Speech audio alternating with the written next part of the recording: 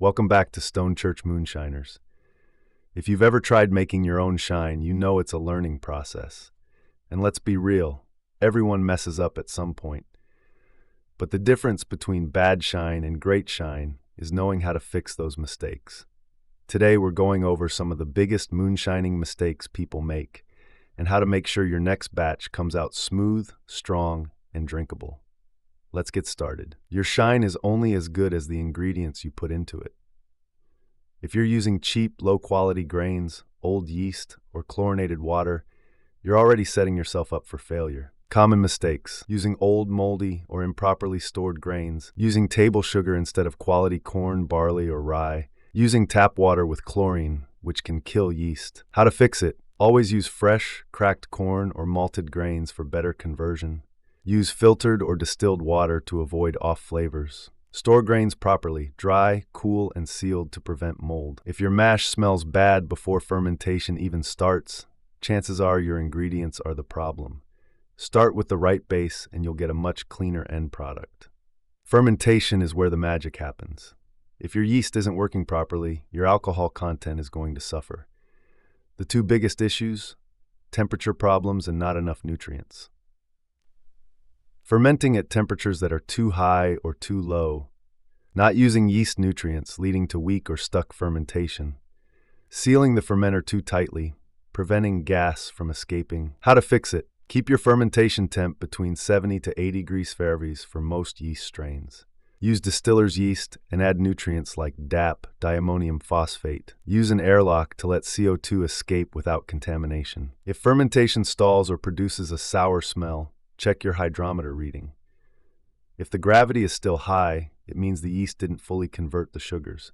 In that case, warming the mash slightly or adding fresh yeast can help. Distillation is where patience really pays off.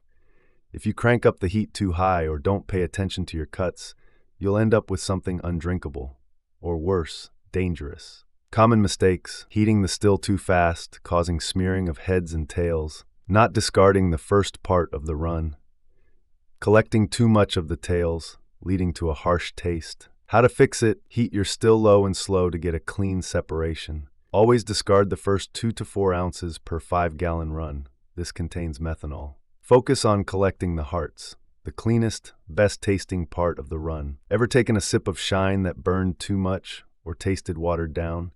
That's because it wasn't proofed correctly. Measuring alcohol content is a step you can't skip if you want consistency. Common mistakes: guessing the alcohol content instead of using a hydrometer, proofing with tap water, adding off flavors, not cutting to a drinkable proof, too strong or too weak. How to fix it: use a proofing hydrometer to check alcohol content. Proof down with distilled water for a cleaner taste.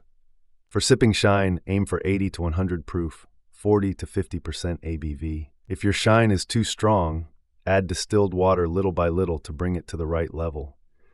If it's too weak, you might have collected too many tails or not distilled it efficiently. You made a great batch. Now don't ruin it by storing it wrong. How you store your moonshine can affect its flavor over time. Common mistakes: storing in plastic containers, which can leach chemicals. Keeping it in a warm, sunny place, causing evaporation and oxidation. Using metal containers that react with high-proof alcohol. How to fix it: always store shine in glass jars with tight lids. Keep it in a cool, dark place to maintain quality. If aging, use charred oak chips or barrels for added flavor. If you want a smoother finish, aging your shine for a few weeks with oak can take it to the next level. Just be patient and let time do its thing. So there you have it, some of the biggest moonshining mistakes and how to fix them. If you've run into any of these problems before, drop a comment below and let us know what worked for you. And if you found this helpful, don't forget to like and subscribe for more moonshining tips, mash recipes, and distilling tricks. See y'all next time.